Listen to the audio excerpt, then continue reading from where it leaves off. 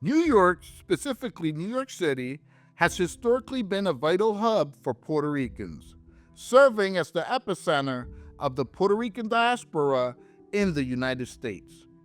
Beginning with early migration in the 20th century, especially after the Jones-Shaffer Act of 1917, which gave Puerto Ricans U.S. citizenship, the city became a gateway to economic opportunities, with many Puerto Ricans settling in neighborhoods like East Harlem.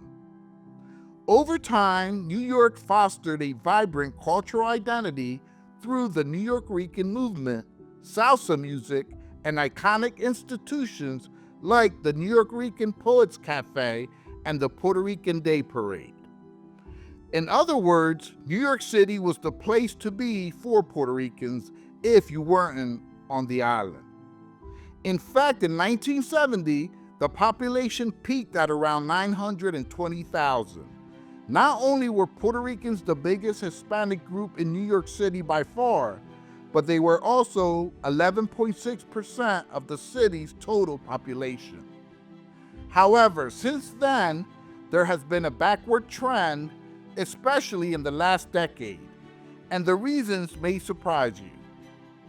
While Puerto Ricans have been coming to New York even before the 20th century, it wasn't until the 1940s when they started coming in significant numbers.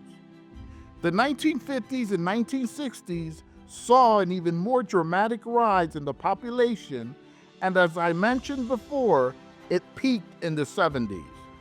By 1980, the Puerto Rican population in the city had decreased a bit, only to come back up a bit in 1990. But since then, we have seen a significant drop in the population in the following decades. The most significant decrease came between 2017 and 2022, when the numbers of Puerto Ricans in New York City dropped by nearly 20%, from about 715,000 to 574,000. In fact, Puerto Ricans are no longer the largest Hispanic group in New York City. That title now belongs to people from the Dominican Republic, with a population of about 746,000. The decline in the Puerto Rican population in New York City and also New York State can be attributed to a combination of economic, social, and migratory factors. Over time, rising costs of living, gentrification, and limited economic opportunities in New York have pushed many Puerto Rican residents to seek more affordable housing and better job prospects elsewhere. Cities like Orlando and other areas in Florida with lower living expenses and growing Latino communities have become increasingly popular alternatives.